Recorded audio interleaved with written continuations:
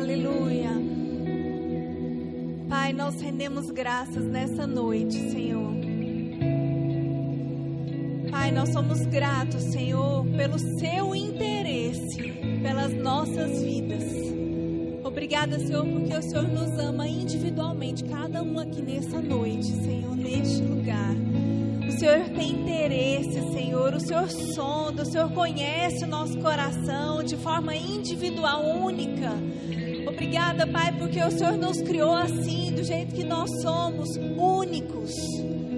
Obrigada, Pai, porque o Senhor é um Deus especialista em nos fazer recuperar coisas, em nos fazer restaurar, Pai, em nos redimir, em nos salvar, Pai, em nos deixar limpos, verdadeiramente limpos, não só por fora, por dentro, espiritualmente.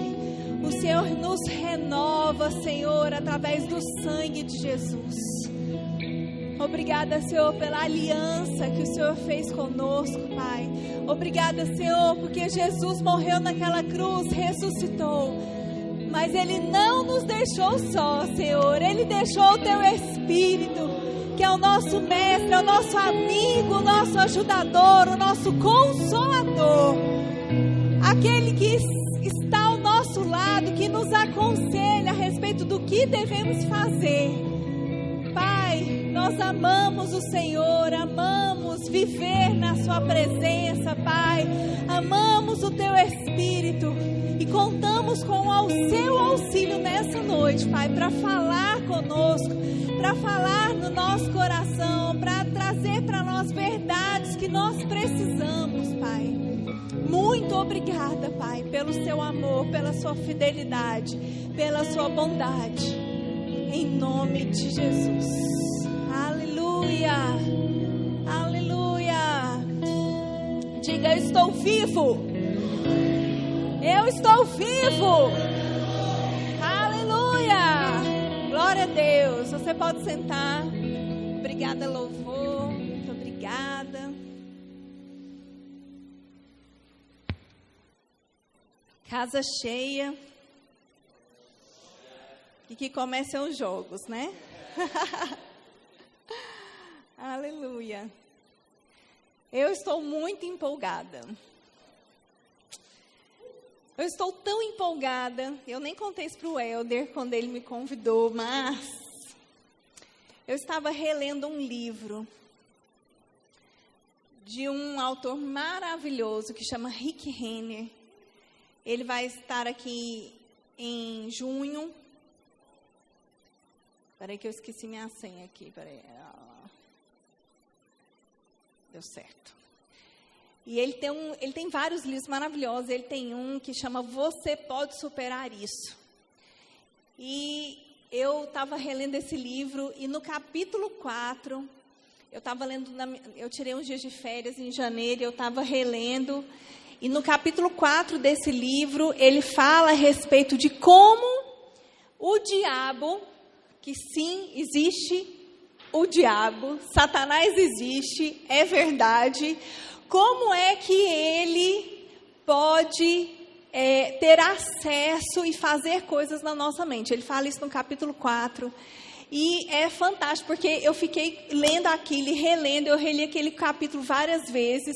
E ele fala que o que Satanás faz conosco são jogos mentais.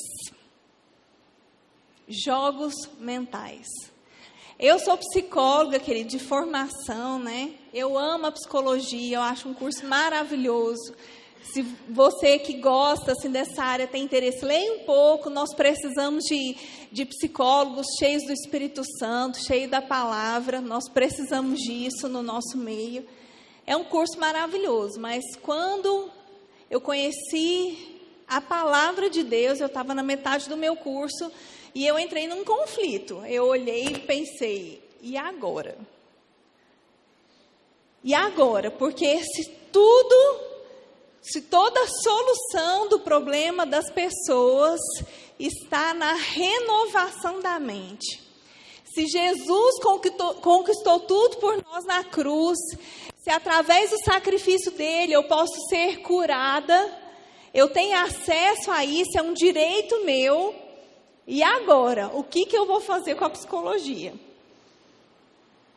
E aquele conflito é uma coisa, às vezes, eu não sei você que está aqui, se você se lembra quando você começou a ter acesso à palavra, tem coisas que viram um conflito mesmo dentro de nós, e a gente começa a se questionar algumas coisas, mas na medida que eu fui amadurecendo no conhecimento, eu percebi que eu poderia ser uma bênção na profissão que eu tinha escolhido, e que eu poderia usar a psicologia a favor do reino.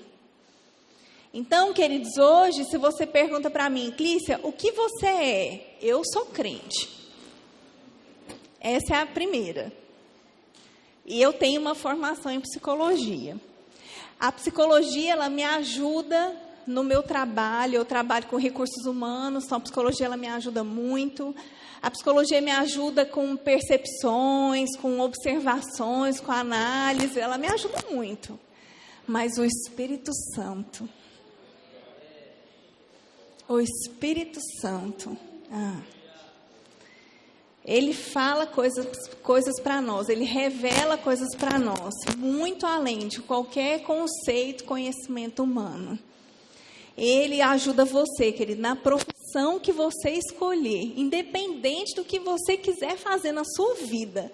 O Espírito Santo vai te ajudar a ser assertivo, a ser excelente.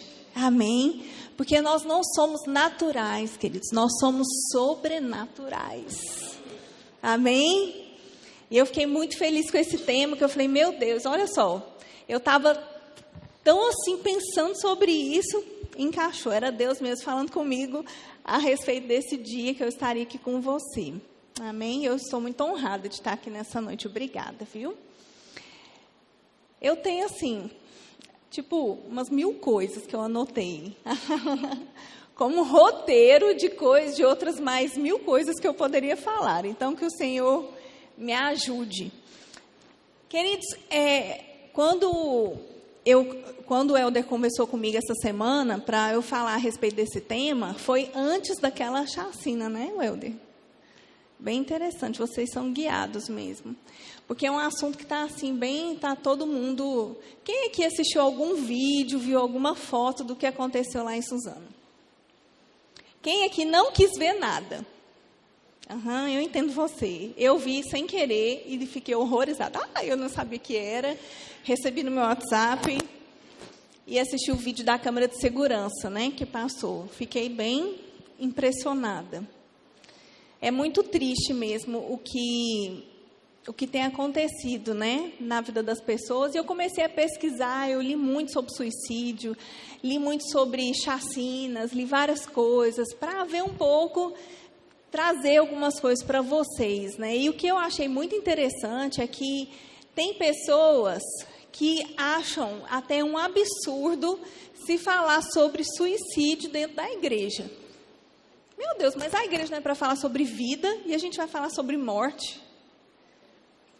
Mas, na verdade, gente, até as pesquisas falam, né, que é necessário falar sobre esse assunto.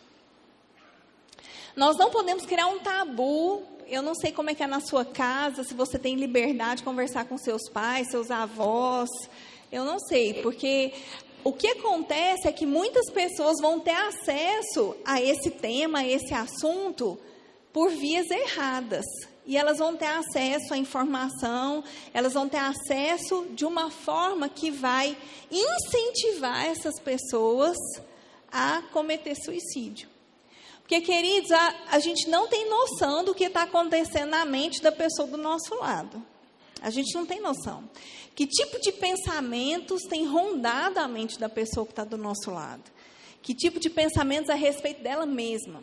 Tem coisas que aquela pessoa, ela solta uma coisa ou outra e que a gente consegue perceber. Essa questão do suicídio mesmo, tem muita gente que acha que quem fala assim, olha, eu vou me matar. Tem gente que acha que isso é só para chamar a atenção.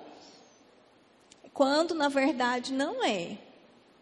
Pessoas sinalizam que elas têm intenção de cometer suicídio.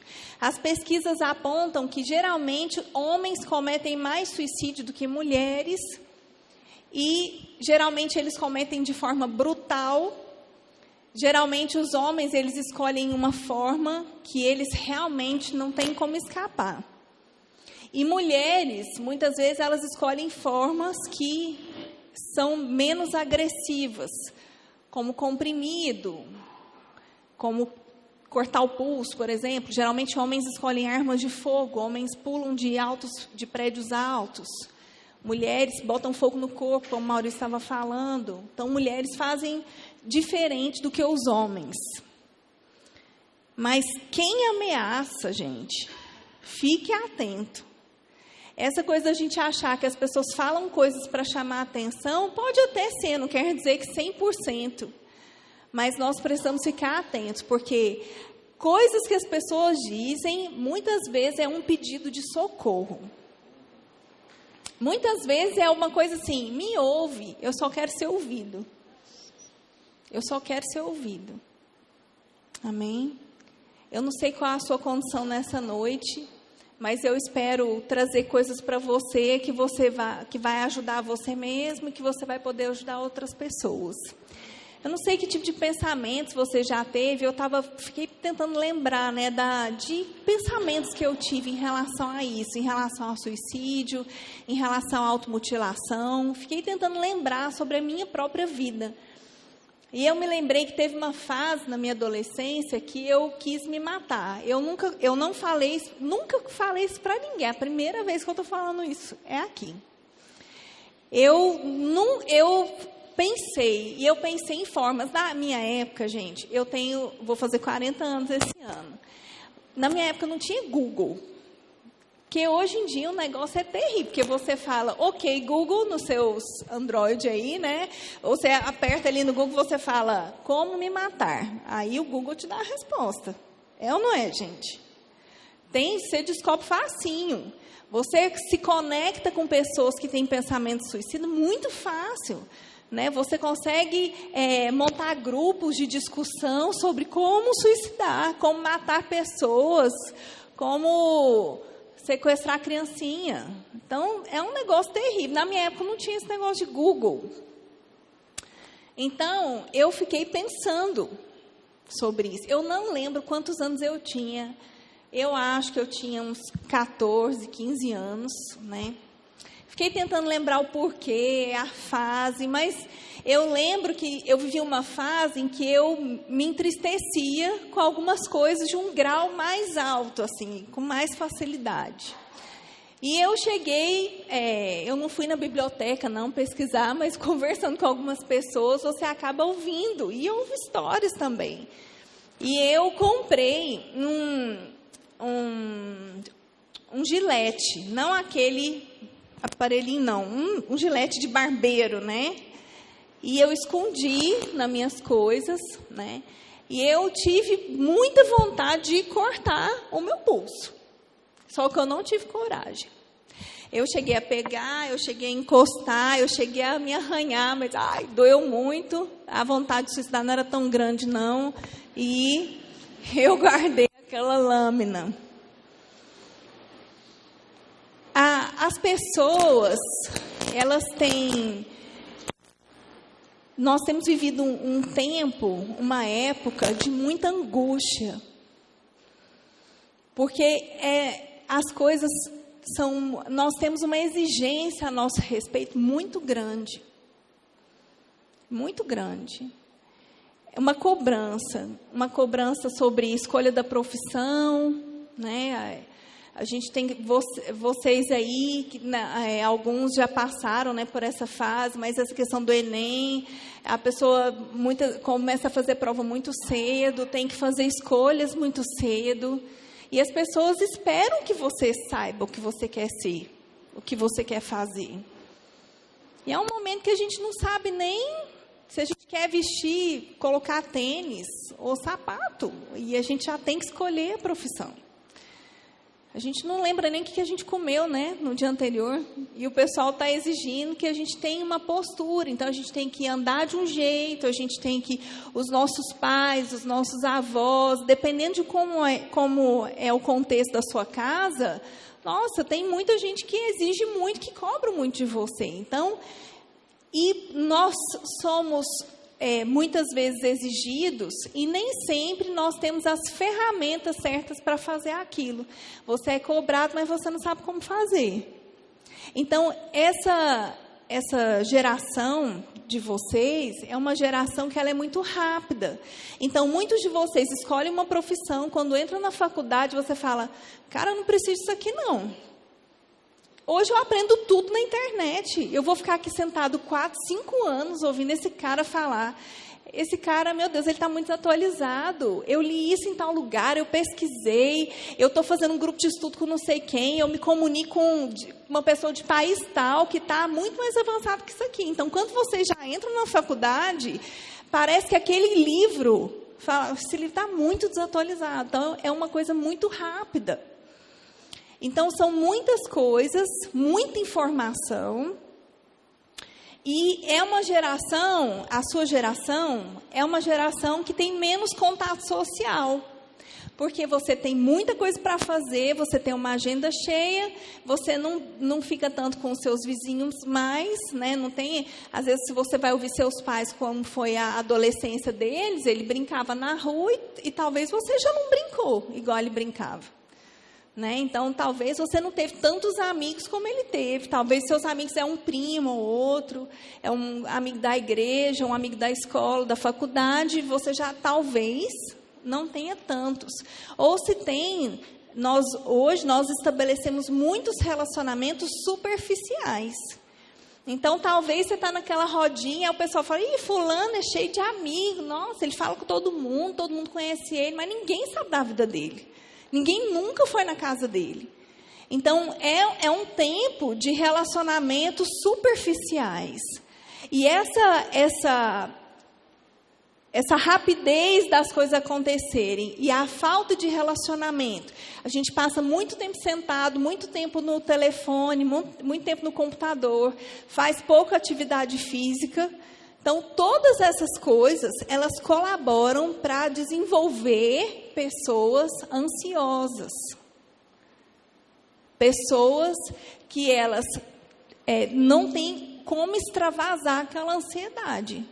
Você já parou para pensar que você deveria ter uma válvula, ter alguma coisa que fosse um escape para você? Você já pensou nisso?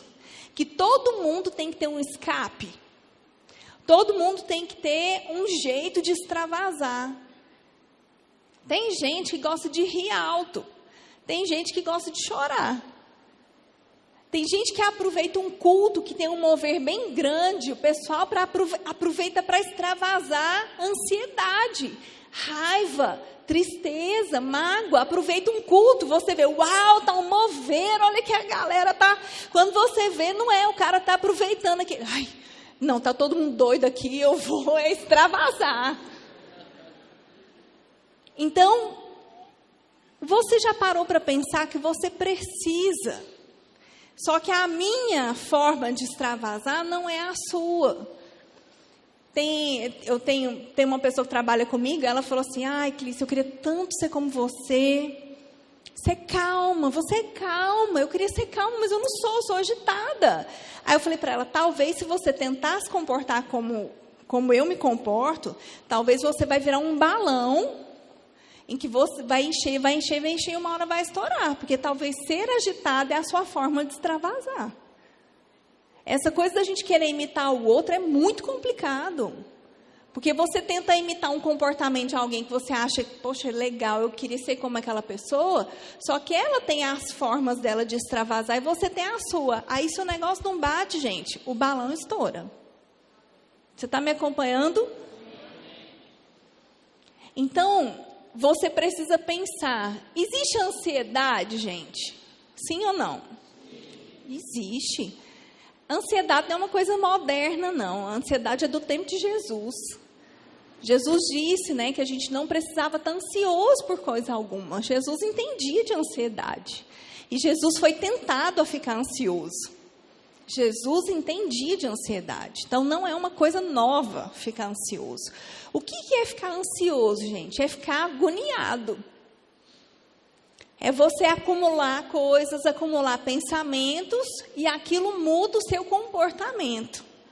Então, ficar ansioso não é a mesma coisa de ficar deprimido.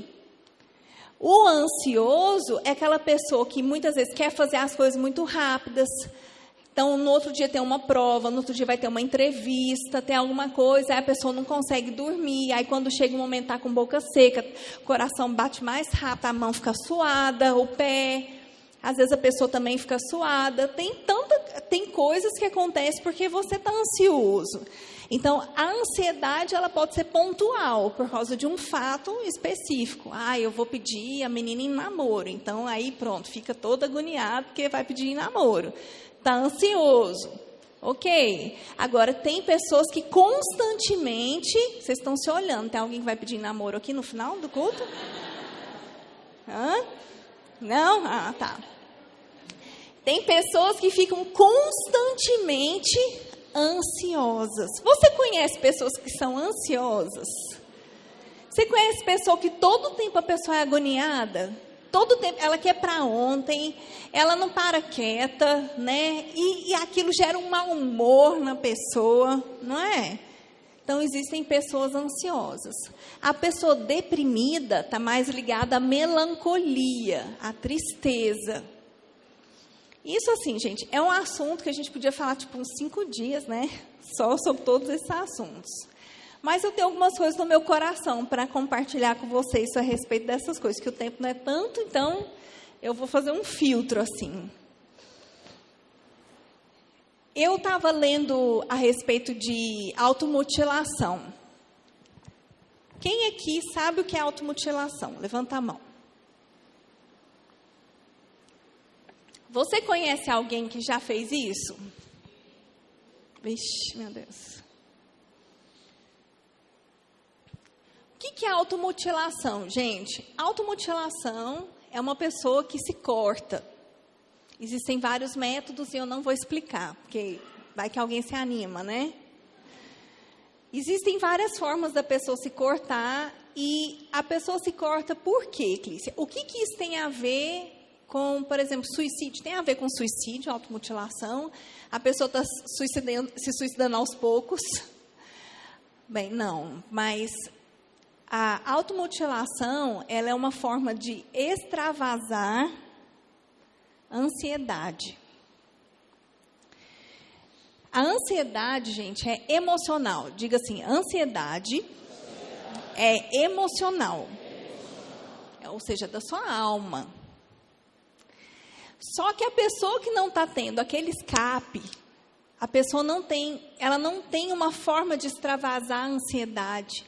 Ela está acumulando aquela ansiedade e ela encontra uma forma de ter esse escape através da automutilação.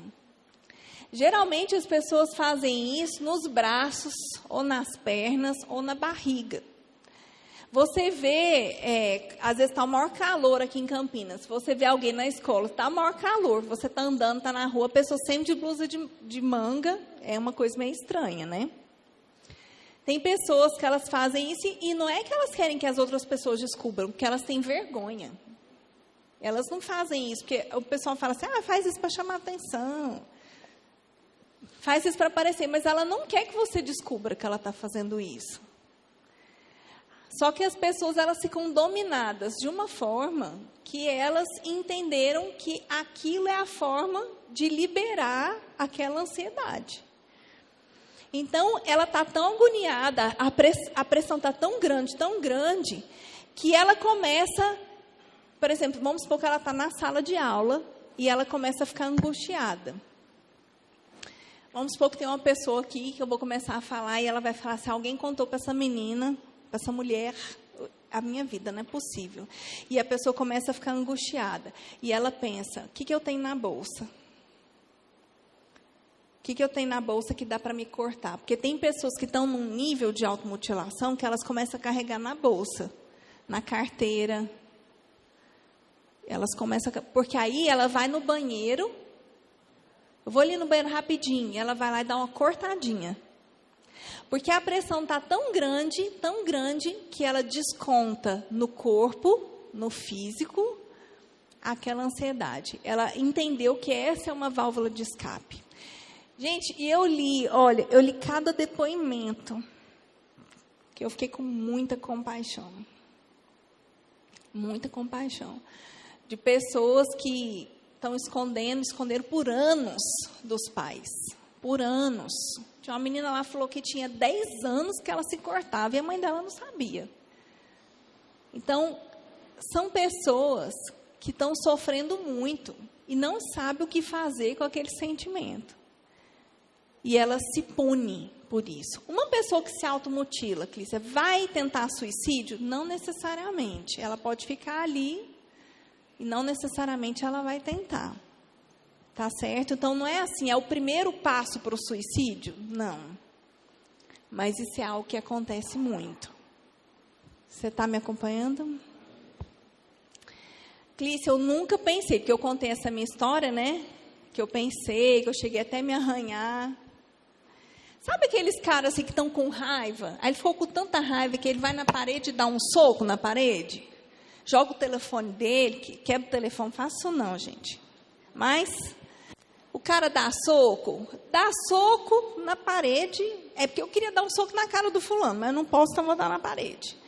Só que a prática de dar soco também é uma forma de automutilação. Tem gente que fala, eu nunca me cortei, eu só dou soco na parede, vivo com a mão estourada. Tem gente que dá soco em si mesmo, tem gente que arranca fio de cabelo, tem gente que morde a bochecha do lado de dentro até sangrar.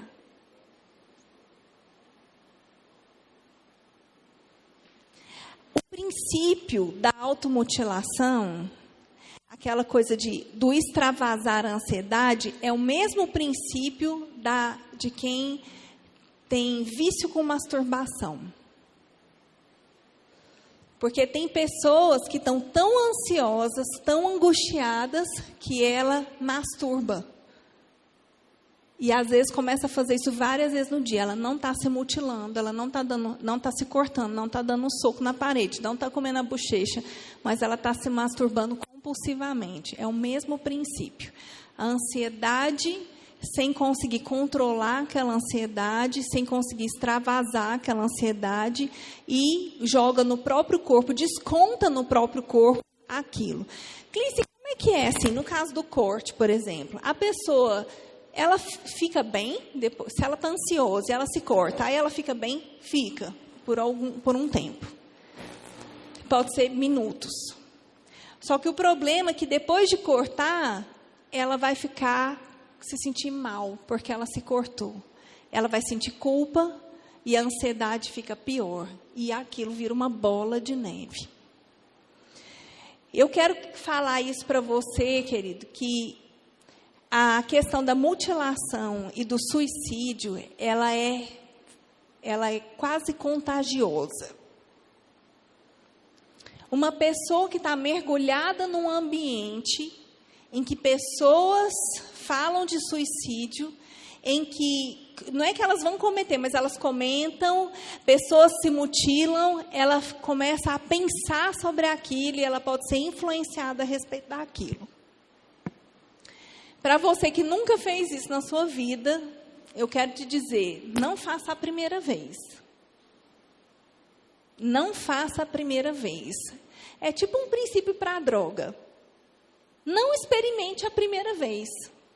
É o mesmo princípio. Porque são coisas que vão gerar em você, porque talvez você desconheça o poder do seu corpo. Porque o seu corpo, ele gera dependências de algumas coisas. De droga, sim. De álcool, sim. De cigarro, sim. De masturbação. E de automutilação. Não faça a primeira vez. É o meu conselho para você. Você nunca fez. Não faça.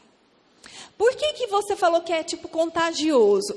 É meio contagioso no sentido que existe uma influência sobre a informação.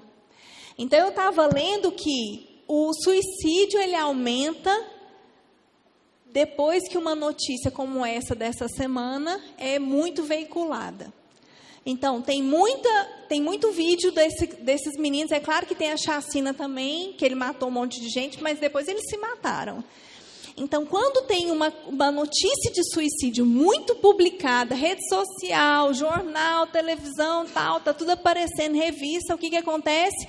Mês que vem, eles têm um índice esperado para suicídio. Então, um índice que eles já sabiam que é mais ou menos aquele índice, né? Aquele percentual, só que aquele percentual ele aumenta. E eu estava lendo sobre mortes de famosos. Os famosos que se matam, como aumenta o percentual de suicídio, principalmente de pessoas ou que eram fãs, ou que têm coisas semelhantes, tipo, mesmo sexo, mesma faixa de idade. Então, essa questão, que às vezes o pessoal recebe um vídeo como esse, igual eu recebi no meu WhatsApp, e o pessoal compartilha muito. Só que não é esse tipo de informação que a gente precisa compartilhar em relação ao suicídio. Nós precisamos compartilhar, querido, sim, a gente precisa falar sobre isso, a gente precisa falar, existem pensamentos que chegam, existe ansiedade, existe depressão, essas coisas podem conduzir uma pessoa para fazer uma coisa dessa? Pode. Mas a gente precisa falar, olha, existem coisas que você pode fazer para melhorar, para você recuperar. Existem passos que você precisa dar. Existe o amor de Deus para alcançar a sua vida. Então, a gente precisa falar sobre essa outra parte. Amém? É como... Eu sou mineira, não sei se você percebeu o meu R de porta, portão, né? Mas eu sou mineira. E lá em Minas, a gente tem uma época do ano, que é a época das queimadas. Então, ali no Minas e também no Centro-Oeste, tem queimadas horrorosas, gente, de muitos e muitos hectares que tem queimada. E a época do ano lá que tem muita queimada, geralmente é julho e agosto, porque ao contrário daqui de Campina Grande, é a época mais seca. Por que na seca tem mais queimada? Porque o mato está seco e ele pega fogo mais rápido por causa disso. Quando é uma época em que chove muito, que a terra está molhada, o mato está verdinho, se alguém joga um cigarro no mato, vem um vento, está úmido ali, e pode ser que ele queima só aquele pedacinho, mas aquele cigarro ele apaga. Agora, se aquele cigarro a pessoa joga e cai num mato seco, o que vai acontecer? Um grande fogo, não é assim? Da mesma forma, querido, sou eu e você. Quando a mente está seca, está pobre de nutrientes, quando a mente está vazia, ela pega fogo muito rápido. Esse contágio de suicídio, de automutilação, é muito mais rápido. Quando você fica muito perto de alguém que está deprimido, no final do dia, não sei se já aconteceu com você, no final do dia parece que você está mal. Meu Deus, porque mau humor, gente, pega. Pessoa que fala negativo demais. Você já reparou que às vezes você está andando muito com uma pessoa que você começa a falar como aquela pessoa, né? Então, é uma coisa que pega. Se a sua mente está seca, aquilo pega fogo muito rápido. Mas se você está com a mente blindada, diga, mente blindada. Se a sua mente está blindada, você consegue parar esse fogo antes dele se alastrar. Amém? Eu estava estudando e pensando a respeito de Judas. Judas, o traidor. Eu não sei o que você pensa sobre Judas, mas você já pensou na vida de Judas?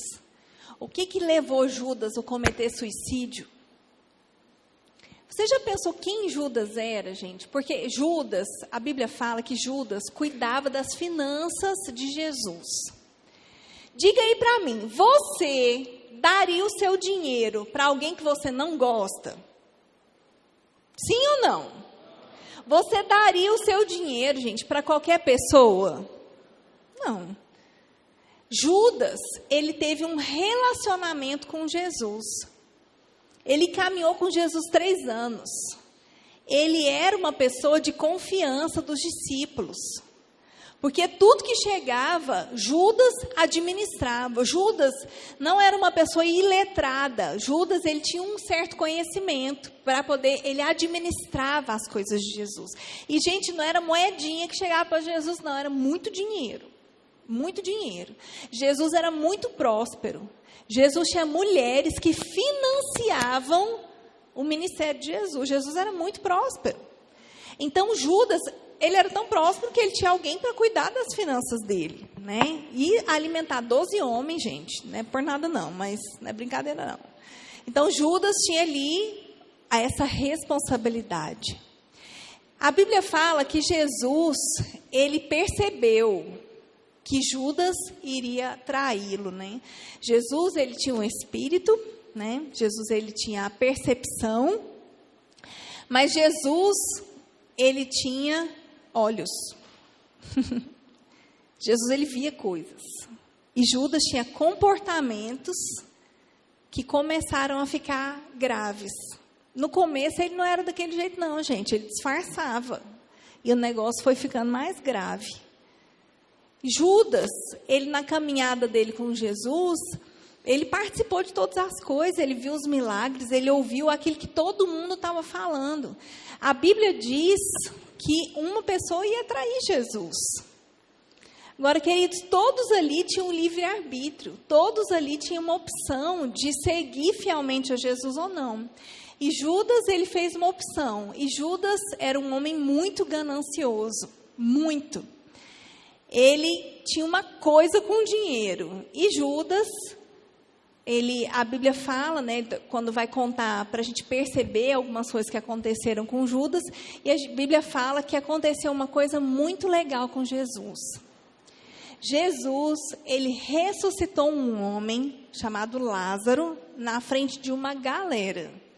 Jesus, ele ressuscitou aquele homem estava podre, gente, fedendo, saiu lá igual a múmia, na frente de todo mundo viu aquilo que aconteceu. Foi muito legal aquilo. Então, isso foi muito impactante. A Bíblia fala que os milagres são importantes para convencer o povo.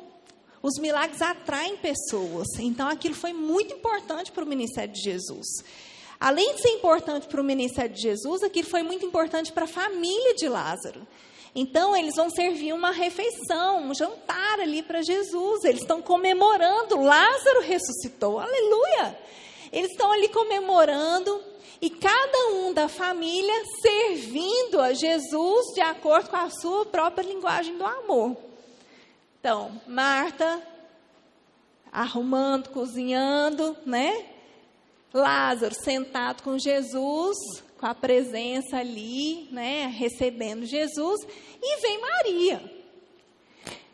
E eu não sei se você sabe, queridos, mas Maria, ela fez uma coisa muito extravagante, porque Maria, eu acho que ela era bem extravagante mesmo, e ela fez uma coisa assim, que o pessoal ficou abismado, mas principalmente Judas.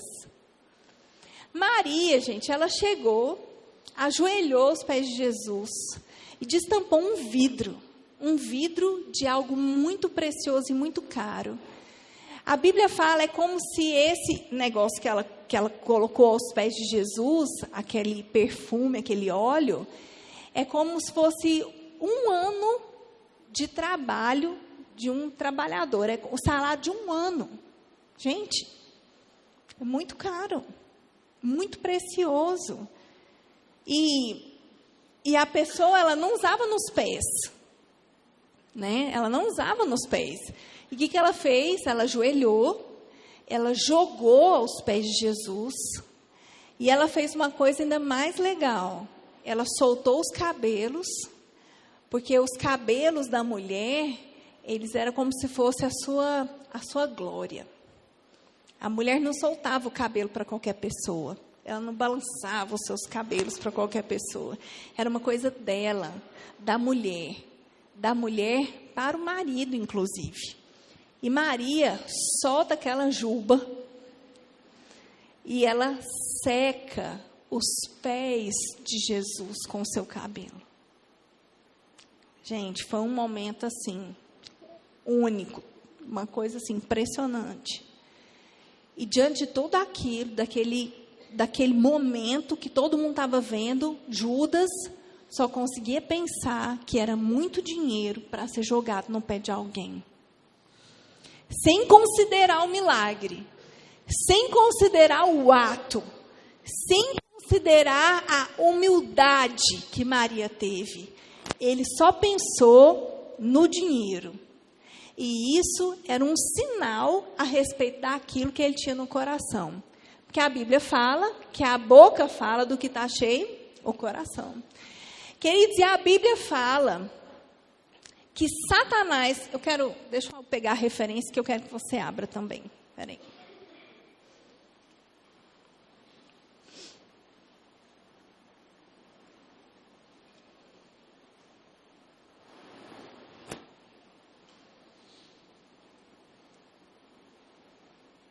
Abre lá em João, no capítulo 13.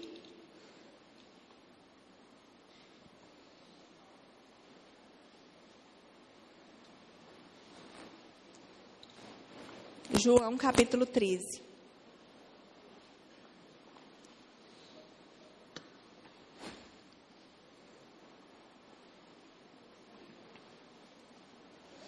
Olha como é que João fala o que aconteceu com Jesus. Verso 1. João, capítulo 3, verso 1. Um pouco antes da festa da Páscoa, sabendo Jesus que havia chegado o tempo em que deixaria este mundo e iria para o Pai, tendo amado os seus que estavam no mundo, amou até o fim. Estava servindo o jantar e o diabo já havia induzido Judas Iscariotes, filho de Simão, a trair Jesus. Tem versões que falam que o diabo já havia inspirado. Outras dizem que o diabo já havia posto na cabeça de Judas. O que é isso? O que aconteceu? Porque talvez, querido, você fique pensando assim, meu Deus, como que alguém tira a própria vida? Como que alguém tira a própria vida? Como que alguém se machuca? Como que alguém machuca outra pessoa? Talvez para você seja difícil, talvez isso nunca passou na sua mente, e para você seja difícil imaginar onde começa, sabe? De onde surgiu essa ideia? Por que surgiu essa ideia? E aqui a gente vê o que o diabo faz na mente das pessoas. O diabo, ele faz jogos mentais. Queridos, é uma coisa assim, nós precisamos entender, existem as coisas naturais ao nosso redor. Mas de todas elas, Satanás se aproveita, porque o propósito de Satanás é roubar, matar e destruir você. Você não pode desconsiderar as coisas espirituais, querido, que acontecem com você, que acontecem na sua casa, que acontecem com a sua família. Você precisa entender, sabe por quê? Se você desconsidera e você fica, essa é coisa da minha cabeça, isso sou eu, é porque eu vi aquele filme, é porque eu assisti aquela reportagem, quem mandou eu ver aquele vídeo, por isso que vem esse pensamento, eu estava até bem, aí depois que eu vi isso, isso é coisa da minha cabeça, eu sou um idiota. Gente, se você começar a pensar que isso é só você pensando, eu vou te falar, você virou um bonequinho nas mãos de Satanás. O que Satanás tenta fazer na nossa mente o tempo inteiro são jogos mentais. Porque Satanás, querido, ele não conhece o que está na sua mente. E ele não conhece o seu futuro, mas ele conhece o potencial que tem dentro de você. E o que ele quer é roubar você, é minar a sua fé, é minar os seus princípios, é fazer você achar que, não, tá tudo bem, eu estou exagerando, essa coisa de ficar indo para o culto, essa coisa de ficar lendo na Bíblia, eu estou exagerando, fulano é muito exagerado, me deixa que tá tudo bem, eu estou bem. É isso que ele quer fazer com você, ele quer te enganar. E se você, querido, começar a desconsiderar que existe algo espiritual que acontece com as nossas vidas, se você desconsiderar isso, você vai virar um boneco bobo das mãos de Satanás. E ele vai fazer o que ele quiser com a sua mente. Você precisa considerar para você saber o que fazer. Você precisa entender, discernir e se posicionar. para que não venha sobre você pensamentos que começam com uma semente pequena, e quando você vê lá na frente, você está se cortando, você está se drogando, você está se prostituindo, e você está pensando em suicídio. Tudo começa com uma coisa boba, pequena, e aquilo vai crescendo na medida que você permite. Eu vou te contar como é que isso vai acontecer. Hoje eu quero falar sobre o espiritual, o que acontece na sua mente de forma espiritual. O que aconteceu aqui com Judas? Judas foi induzido. Judas, querido, ele tinha uma característica, ele era ganancioso. Satanás, querido, ele ficava incentivando Judas na ganância. O que Judas fez? Ele não só entregou Jesus, ele vendeu Jesus. Sabe por quanto que ele vendeu Jesus? Pelo preço de um escravo. Ele vendeu o Rei dos Reis pelo preço de um escravo, 30 moedas de prata. Ele foi enganado. Judas estava tão enganado. Judas entendia de dinheiro. Jesus não era escravo. Jesus era judeu. Como é que ele vende um homem como Jesus pelo preço de um escravo? Judas estava sendo enganado, ele estava seduzido. E coisas que aconteciam, pensamentos que iam chegando, Judas acolheu os pensamentos. A Bíblia fala que ele foi induzido. E aquilo desceu para o coração de Judas. E quando ele entregou Jesus, querido, porque os sacerdotes, eles queriam prender Jesus. Só que sempre Jesus estava rodeado por uma multidão. O que Judas fez? Levou justamente eles e o exército no momento que Jesus estava sozinho, com poucos dos seus discípulos. Ele estava ali orando. Lembra daquela passagem? Ele estava ali orando. Era o momento certo, não tinha uma multidão, não ia causar transtorno. E ele leva ali, e ele entrega Jesus com um beijo. Querido, só que quando ele fica sabendo que Jesus foi condenado, a Bíblia diz, algumas versões dizem que ele se arrepende, outras versões dizem que ele fica cheio de remorso, mas ele vai atrás daqueles homens, ele fala, aqui o dinheiro que vocês me deram, ele nem gastar o dinheiro, ele tinha gastado ainda. Aqui o dinheiro que vocês me deram, ele é inocente, eu quero devolver, tipo assim, devolve e você solta. Eles falaram, o quê? Problema seu. Problema seu. Te vira. A gente não quer isso. E Judas, querido, ele teve eu imagino, né, que ele teve a consciência daquilo que havia acontecido. E tem pessoas que têm sido enganadas na sua mente, nos seus pensamentos, seduzidas, e que em momentos de lucidez, o que está acontecendo? Eu não sei o que fazer. O que Judas fez? Querido, Judas, ele saiu correndo, a Bíblia fala, ele saiu correndo. Quem corre está com muita agonia. Quem corre está muito ansioso. Ele não saiu caminhando pensando, e agora o que eu vou fazer? E agora o que eu vou fazer? Não, ele correu. A angústia era muita dentro de Judas. E ele se enforcou. Judas não soube o que fazer com aquela ansiedade que gerou dentro dele. Com aquela consciência. Queridos, e talvez você esteja fazendo alguma coisa, que você, no início você sabia que era errado, mas depois vai fazendo, e a Bíblia fala que a nossa mente fica cauterizada. É como se a gente perdesse a sensibilidade que a gente está fazendo uma coisa errada. Só que, querido, às vezes num momento de consciência, quando você vê, poxa, por que eu fiz isso? Caramba, de novo, eu não queria, por que eu cedi, eu caí de novo? Aí você vai e tenta extravasar a sua ansiedade fazendo coisas ruins com o seu próprio corpo. Só que eu vou te dizer, esse caminho não é um caminho que vai te levar para resolver os seus problemas.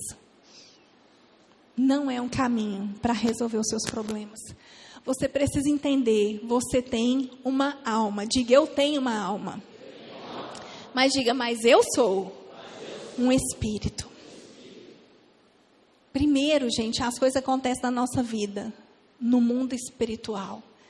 E eu vou te falar, você que é do Verbo da Vida, você sabe que tem um versículo que rege a nossa doutrina da fé. Porque nós somos pessoas da fé. Amém? Que é Marcos 11. Quem sabe falar de cor esse versículo? Ixi, quem fez o rema aqui, Jesus? Abre aí na sua Bíblia, bora lá, vamos abrir. Marcos 11, vamos lá.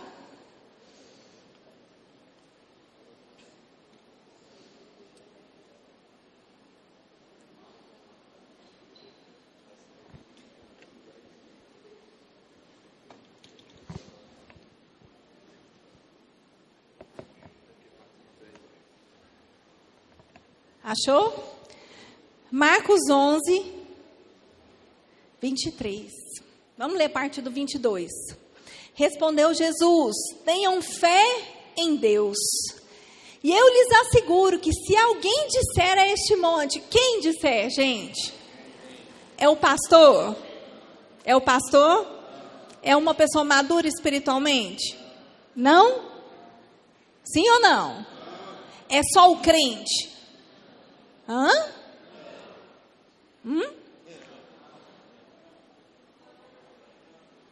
É o evangélico? Vamos lá. Eu lhes asseguro que se alguém, qualquer um, gente, isso aqui é um princípio, diga princípio. Se alguém disser a este monte, levanta-se e atire-se no mar, e não duvidar no seu coração, mas crer que acontecerá o que diz, assim será feito. Vou te contar uma coisa. Isso é um princípio para quem é evangélico, para quem não é evangélico. Isso é um princípio para quem crê em Deus. Isso é um princípio para quem não gosta de Deus. Isso é um princípio para Satanás. Satanás conhece esse versículo, sabia? E ele usa esse versículo para fazer jogos mentais. Sabe o que ele faz, gente? Ele joga algo na sua mente. Uma imagem, um vídeo, uma pessoa que falou alguma coisa, alguém, um pensamento, uma sementinha. Ele joga algo. E você pensa naquilo. E são coisas, às vezes, simples, tipo, você é um idiota. Opa! Tem gente que você é feio, você está gordo. Coisa assim. Você não presta, ninguém gosta de você. Você não percebe quando você chega no lugar, o pessoal cala a boca, não. Você não percebe que você é tipo um espanta-rodinha. Você não tem assunto. O que você fala é idiota, ninguém ri do que você fala. Você não é interessante. Unção? Espírito Santo? Você tem certeza que o que você fala são línguas estranhas, como a Bíblia diz? Ou se é algo que você aprendeu e está repetindo? Satanás, ele joga coisas na sua mente. Ele joga informações, palavrinhas. Querido, se você medita naquilo, abre a sua boca para dizer aquilo. Se você começar a acreditar naquilo, eu vou te dizer, existe uma explosão no mundo do Espírito. Uma explosão no mundo do Espírito que acontece quando você diz algo e você está crendo no coração. Isso pode ser uma coisa boa e pode ser uma coisa que não presta. Satanás, ele conhece tanto esse versículo, que ele tem usado esse versículo para enganar você, fazer você de bobo e fazer você cair em ansiedade, em depressão e, quem sabe, em suicídio. Nós vivemos num reino espiritual. Não desconsidera isso. Nós somos um espírito. Nós somos um espírito. O princípio de fé, gente. O princípio de fé, ele vale para qualquer um. Para quem ama a Deus ou para quem nem conhece a Deus. Você acha que você vai num lugar que é miserável, que tem gente miserável, gente passando fome, necessidade, e a pessoa não reconhece que ela precisa de ajuda. Ela nem sabe que existe uma coisa melhor para ela viver. Pessoas, meninas, meninos que começam a se prostituir, não saem daquela realidade. Você fala, meu Deus, como que alguém pode viver nessa situação? Como que alguém pode se adaptar a um ambiente como esse? Jogos mentais. A mente.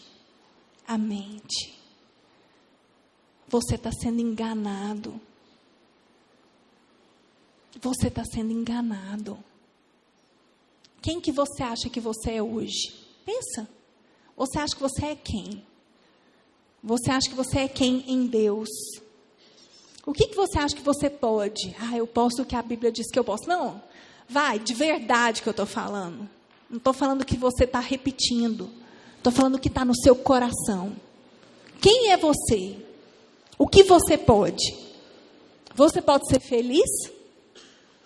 Você pode ser feliz? Maurício estava falando sobre a história dele, gente. É um alto índice de depressão. Aliás, os filhos de pais deprimidos têm muito mais chance de serem deprimidos. Porque é um ambiente, você aprende a ser deprimido. Você vive com gente deprimida e você sabe o que é ser deprimido. Quem é você?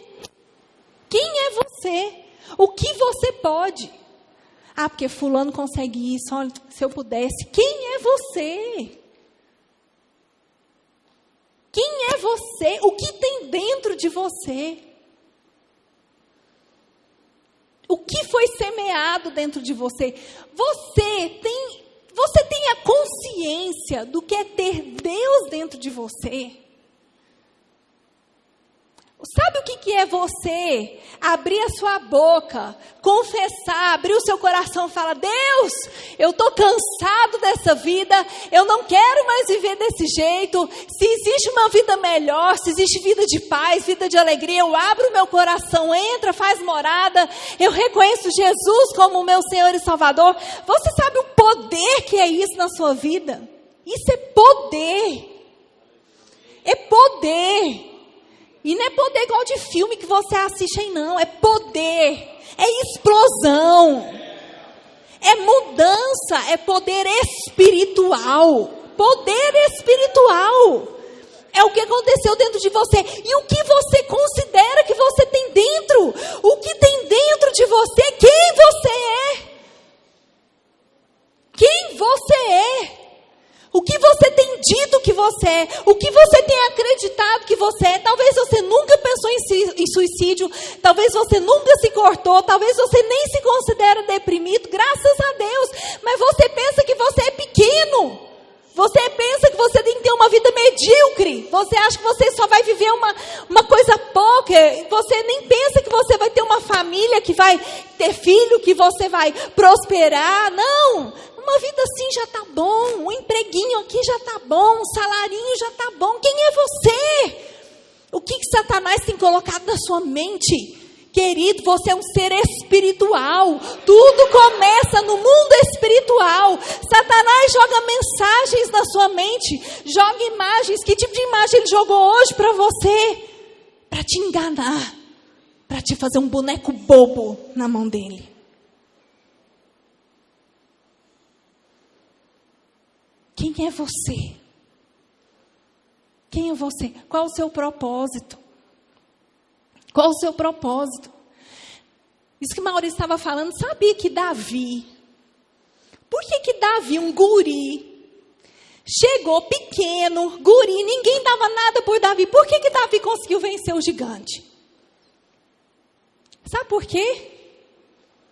Além de todas as coisas que você já ouviu, Davi não ficou 40 dias num ambiente de medo. Davi não ficou ali ouvindo de manhã e de tarde. Vocês são fracos. O Deus de você não existe. O Deus de você não livra vocês. Davi não ficou 40 dias ouvindo isso. Desde o primeiro dia que aqueles homens ouviram isso, gente, eles tinham tanto medo. E a Bíblia fala que no decorrer do tempo, eles tremiam. Sabe o que é você tremer de medo? Se já aconteceu com você, de você ter um medo tão grande que você dá um sacolejo? Sabe o que é isso? Tremer de medo? Eles tremiam de medo do gigante. E Davi chegou. E quando ele ouviu aquilo, ele estava limpo. Davi estava limpo. Ele chegou, quando ele ouviu aquele gigante falando aquilo sobre Deus, ele, quem é esse incircunciso? Davi estava limpo. Que tipo de ambiente você tem se submetido?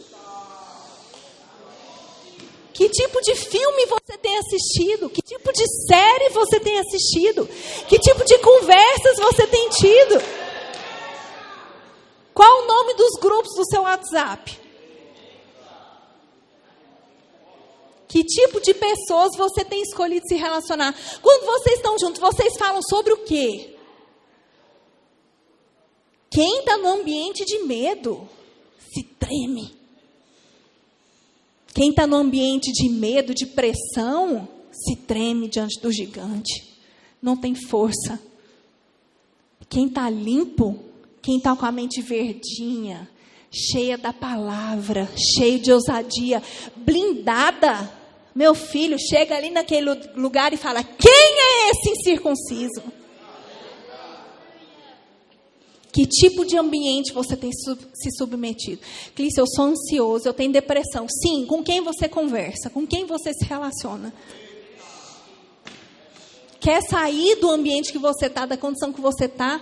Saia desse clima que você vive. Escolha as pessoas que você vai caminhar, querido. Para a gente fechar, eu quero te falar que certa vez, Jesus estava com muita fome. E ele pediu os discípulos para irem buscar comida. E ele sentou num lugar e chegou uma mulher.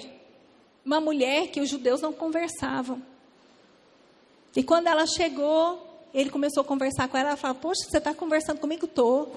Ele falou, você veio pegar água, vim. Aí ele falou assim, pois eu tenho uma água para te dar, que você nunca vai ter sede. Aquela mulher ficou impactada. Ela foi tocada. Ela foi amada. Alguém falou com ela, um homem falou com ela, um homem judeu, um homem sábio. Ela falou, meu Deus, falou coisas para ela. Mudou a vida daquela mulher e de tantas outras pessoas. Jesus estava com fome. Jesus estava com fome, ele estava com sede naquele lugar. Ele devia estar tão cansado que ele falou para os discípulos, ai não, deixa eu sentar aqui. Sabe quando você fala assim, deixa eu ficar quietinho aqui e vai buscar comida para mim? Sabe aquele dia, você que está aqui, que você não quer conversa com ninguém? Você fala, não, só me deixa quieto. Eu estou encerrando. Outro dia, eu tive um dia assim muito pesado, umas reuniões, umas conversas difíceis. Eu não estava bem não naquele dia. E eu estava com vontade de chorar. Aí eu tinha médico. E eu pensei, graças a Deus, eu vou para o médico, eu vou sentar. E geralmente demora muito. Eu vou chegar lá, eu vou sentar. E eu vou ficar em silêncio. Vou ficar em silêncio. Quando eu cheguei, e eu fui dar minha carteirinha da Unimed para a secretária da médica, e a médica, aí a menina falou, Clícia, paz do Senhor. E eu pensei, não. Eu confesso. Me perdoa, mas eu só queria ficar em silêncio, que eu não estava legal, sabe? Jesus estava com fome e eu estava triste. Beleza. E ela, Clícia, ui, ela, paz. Ela falou, não sei se você lembra de mim. Começou a falar com a igreja que ela era. E ela falou assim, eu estou tão feliz, você está aqui, é resposta de oração. E eu pensei, não. Ela falou, é resposta de oração, você aqui. Eu, amém. Aí ela falou, eu queria te dar um testemunho de algo que aconteceu. E que você tem parte nisso. Aí eu já fiquei com medo. Falei, meu Deus, não. E ela disse, você ministrou há poucos dias, ela falou a data lá, em tal evento, você e seu marido, num evento de casais. Falei, foi. Ela falou, eu estava lá. Eu e meu esposo, nós estávamos desviados. E naquele dia, a gente se reconciliou com o Senhor. E ela falou, e você está aqui, Clícia, é resposta de oração. Eu estou congregando na igreja tal, falou o nome da igreja, o pastor dela. Eu, ai, que bênção ela. E você está aqui, é resposta de oração. Sabe por quê, Clícia? Eu estava começando a pensar algumas coisas, mas quando você entrou aqui, eu pensei, fica firme.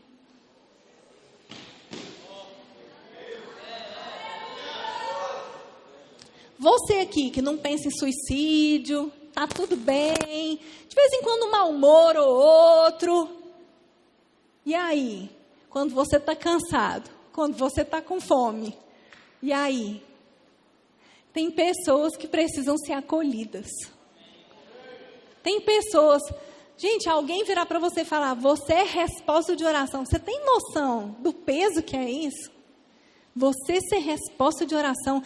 Sabe o que é você entrar num lugar e a pessoa falar, quando você entrou, veio para mim, fica firme. É porque você carrega a presença de Deus. Você tem noção da responsabilidade que é carregar a presença de Deus? Significa, querido, que você não pode permitir que pensamentos de você é bobo, você é fraco, você é burro, você é feio. Querido, passou o tempo de você pensar isso. E quando os discípulos chegaram, né, com a marmita quentinha lá para Jesus, aí Jesus falou, eu tenho algo aqui que vocês não sabem não. Aí os discípulos, uai, o que foi? A uai era mineiro, né, mas esse podia ser um oxe, né? O que foi? Alguém veio aqui, trouxe comida, trouxe algo, o que aconteceu? E Jesus falou assim, o meu alimento é fazer a vontade daquele que me enviou. Sabe o que é isso? Propósito. Sabe o que é isso? Propósito.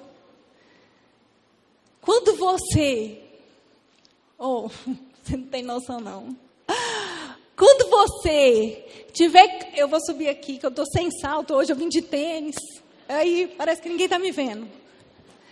Quando você entender o que é carregar a presença de Deus dentro de você, que existe um poder explosivo dentro de você, que existe um poder explosivo quando você fala alguma coisa e crê no seu coração que aquilo realmente acontece.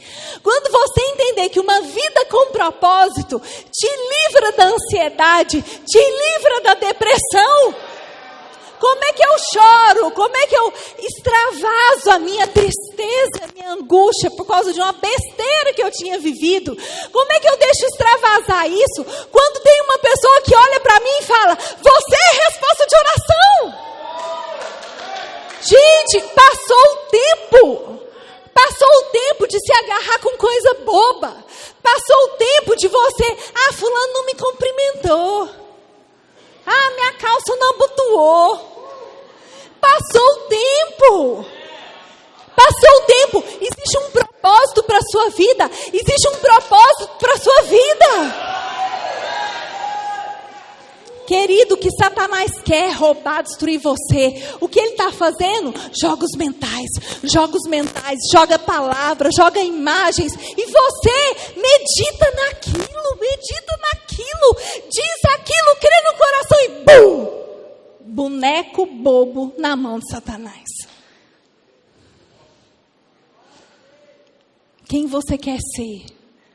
O exército do rei Saul, se tremendo diante de medo, ou você quer ser Davi, que quando vê o negócio acontecendo e fala, quem és tu, incircunciso? Hoje é uma noite de escolhas. Eu não vim aqui para ser psicóloga não, gente. Eu vim aqui para abrir os seus olhos. Eu vim aqui para abrir os seus olhos. Coisas ruins têm acontecido e vão continuar acontecendo, sabia? Vão continuar acontecendo.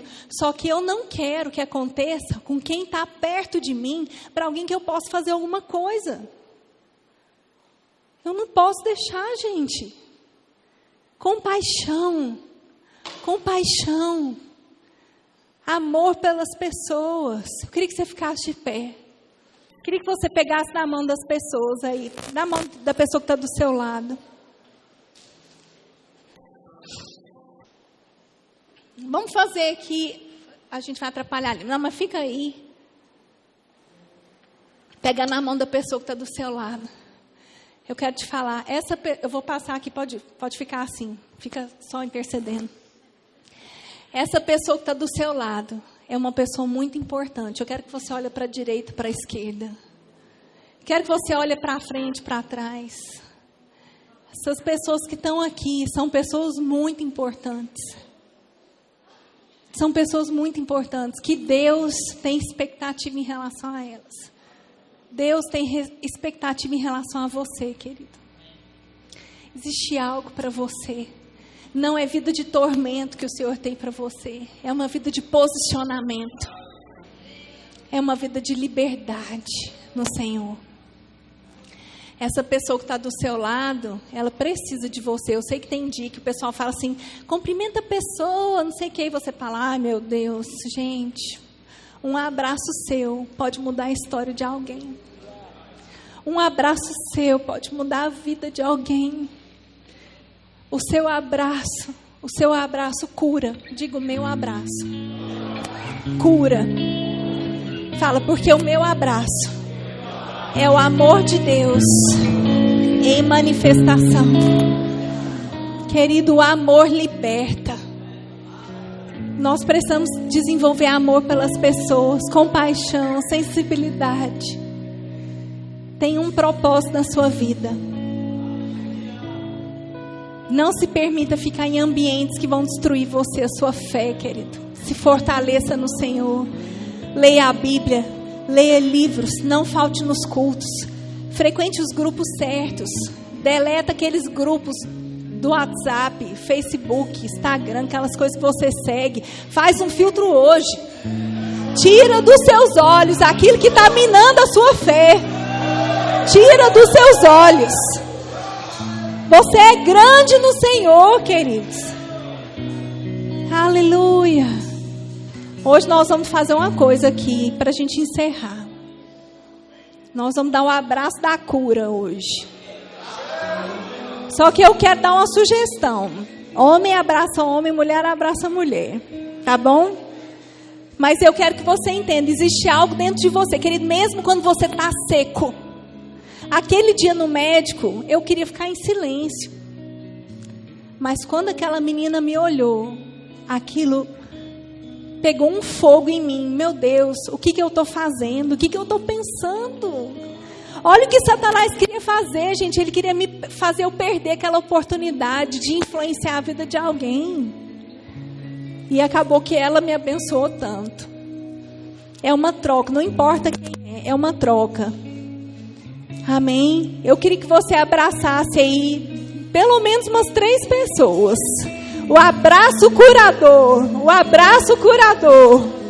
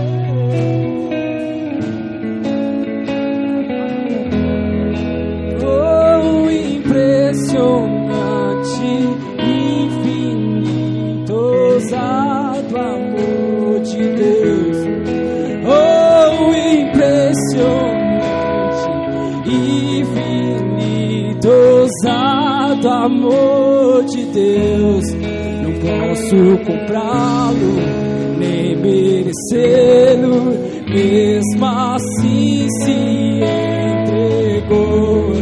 Oh, impressionante, infinito, ousado amor de Deus.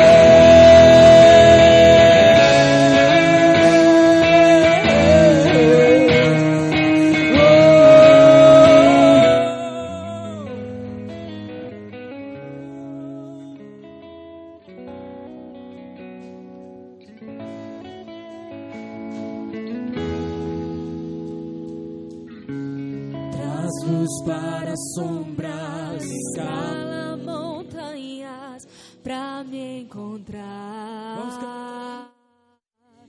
Derruba muralhas, destrói as mentiras pra me encontrar.